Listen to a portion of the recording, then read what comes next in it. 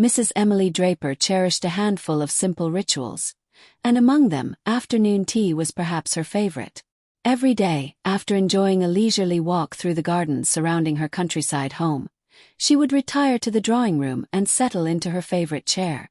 The walk always left her pleasantly tired, and a fresh pot of tea provided exactly the comfort she desired. It was a routine she never neglected, and she trusted her maid completely to ensure everything was prepared perfectly.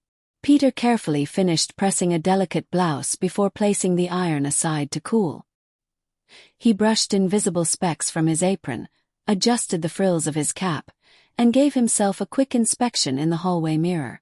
Satisfied that every ribbon, fold, and pleat was in order, he quietly made his way toward the kitchen to prepare Mrs. Draper's tea. The house was unusually silent that afternoon. Only he and Mrs. Draper were inside. There was no rain tapping against the windows and no wind rustling through the trees. Every sound carried clearly through the halls and corridors. That was why the noise stopped him in his tracks. Piano. At first, Peter thought his imagination was playing tricks on him. He hadn't heard those notes in so long that the sound felt almost unreal. Yet there was no mistaking it. The unmistakable voice of his beloved piano echoed faintly through the house. For a moment he simply stood still. The instrument had remained untouched for months.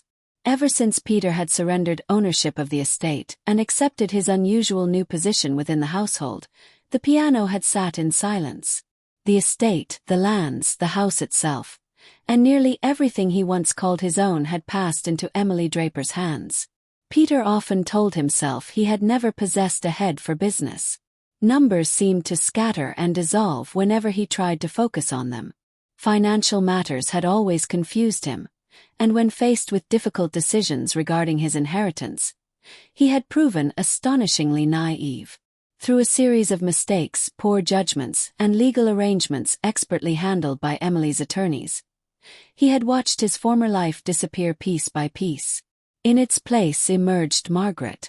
No longer the heir to a respectable estate, Peter now served as a meticulous housekeeper and personal maid. His days revolved around polishing furniture, washing linens, sewing garments, and attending to Emily's countless needs. Oddly enough, his first reaction to this transformation had been relief. The burden of responsibility had vanished. The expectations that once weighed heavily upon him had disappeared overnight. For a brief period, he enjoyed the freedom that came from having every major decision removed from his shoulders. Yet reality eventually settled in. The things he truly loved had been lost as well. Among those losses, none hurt more than the piano. The magnificent instrument occupied the same place it always had. Its glossy black finish reflected sunlight like a dark mirror. The curved body gleamed beneath layers of careful polish, and the ivory keys remained hidden beneath the closed lid.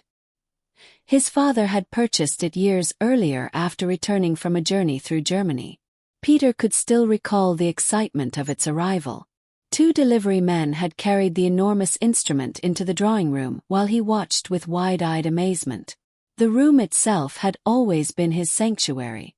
Tall windows flooded it with afternoon sunlight, and whenever he sat before the piano, the rest of the world seemed to disappear. Though he lived in a quiet corner of the English countryside, the music transported him elsewhere. As his fingers moved across the keys, he imagined grand concert halls and elegant cities. Vienna, Paris, Budapest, places he had only read about seemed suddenly close enough to touch. The piano was more than furniture. It was his escape. It was his passion. His mother had encouraged that passion from the beginning. She spent countless hours listening as he practiced scales, etudes, and nocturnes. Under her guidance, he developed genuine skill, and before long music became the center of his life. That was why seeing the instrument abandoned was so painful. When Mrs. Draper assumed control of the estate, the piano's lid closed and remained closed. In many ways, Peter felt the same had happened to him. Emily Draper had little interest in music. Her attention was devoted to family affairs, financial matters, and personal comforts. She enjoyed having a well-managed household and expected her servants to anticipate every need before she voiced it. As a result, Peter never dared touch the instrument. He dusted it carefully each week. He polished its surface until it shone. But he never played a single note.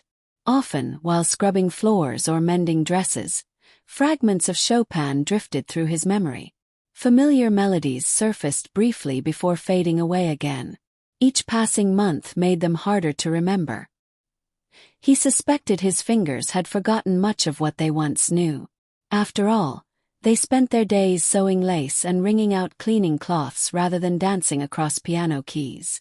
The sounds coming from the drawing room now were certainly not Chopin. Mrs. Draper was experimenting with the keyboard in the clumsiest manner imaginable.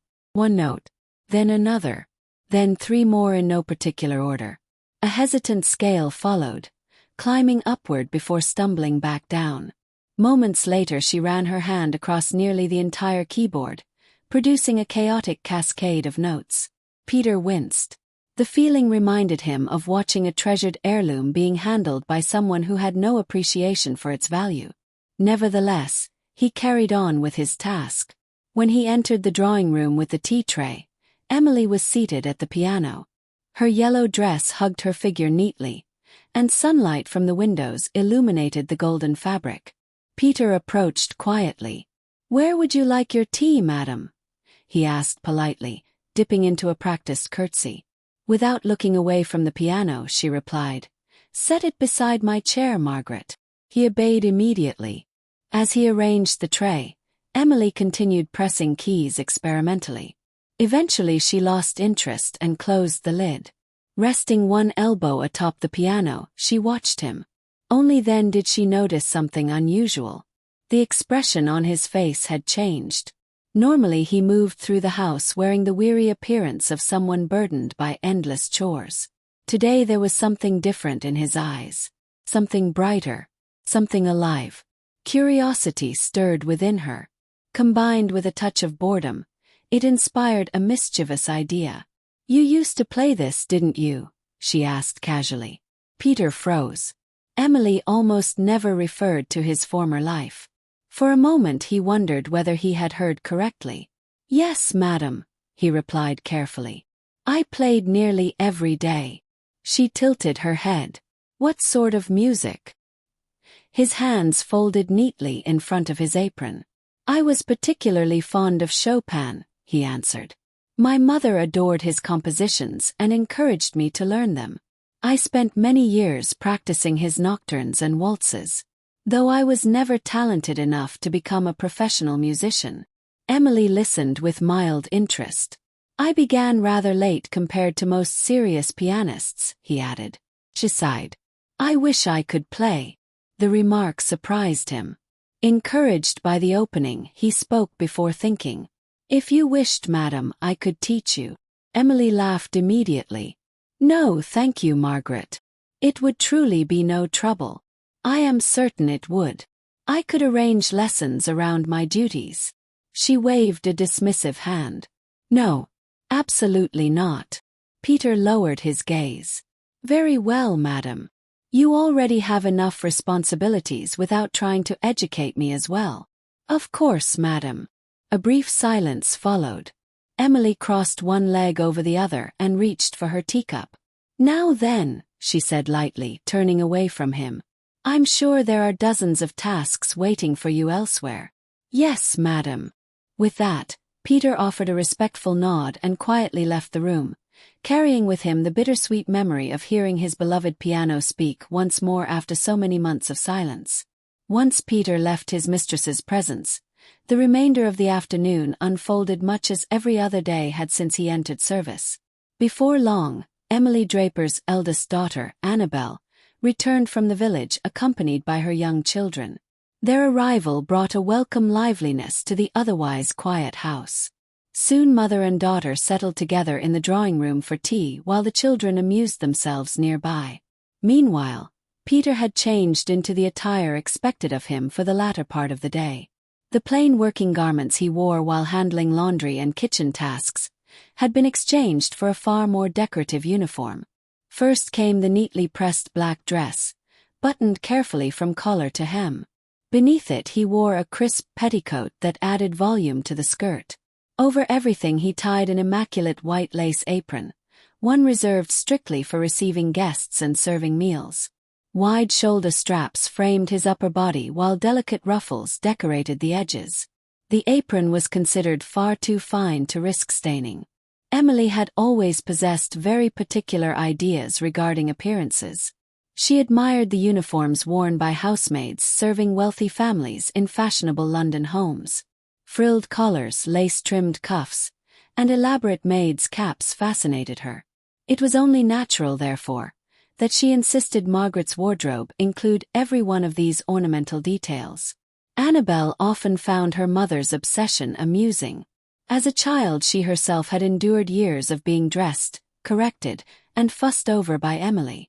Marriage had freed her from much of that scrutiny. Now another unfortunate soul had become the focus of her mother's attention. Margaret, or Peter as he had once been. In the beginning, Peter had found the elaborate uniform mortifying. Every lace trim and decorative flourish felt like a spotlight drawing attention to him. Yet over time the embarrassment had faded. Few people now remembered the man he used to be. The estate's transfer of ownership was old news, and conversations about his former position were quietly discouraged. Gradually, Peter's previous identity disappeared into the background. The name Margaret no longer felt strange when spoken aloud. It had become the name he answered to automatically. The role had become routine. To rediscover his former life would require digging through dusty legal records and forgotten paperwork. Truthfully, he no longer wished to. Carrying the weight of his carefully arranged skirts and lace-trimmed uniform, Peter entered the drawing room. The children smiled when they saw him, and he returned the gesture warmly before offering a respectful curtsy to Emily and Annabel. "There will be 6 for dinner this evening, Margaret," Emily announced from her chair. Peter inclined his head. "Very good, madam. John and Elizabeth will be joining us. I shall make the necessary arrangements." Emily nodded before turning back toward her daughter. "You know," she began thoughtfully, "we've been living here nearly a year, and until today I'd scarcely paid any attention to that piano." She pointed toward the instrument standing against the far wall. Annabel glanced briefly in its direction. "I never imagined you developing an interest in music, Mother." Emily laughed softly. "Neither did I. Still, it seems a shame to let such a thing sit unused." "It is rather sad," Annabel agreed. Curiosity drew her toward the piano. She crossed the room, stepping carefully around her children who were busy pushing a toy train along the carpet. Peter watched her approach. A strange discomfort settled in his chest. The piano represented far more than an expensive piece of furniture to him. Yet he suspected Annabel viewed it exactly that way. Her eyes assessed objects much as merchants assessed inventory. She seemed less interested in its craftsmanship or history than in what it might fetch at auction. The realization left him unexpectedly unhappy. Annabel lowered herself onto the piano stool and lifted the lid. Peter noticed her fingers immediately. They were elegant fingers, long and graceful,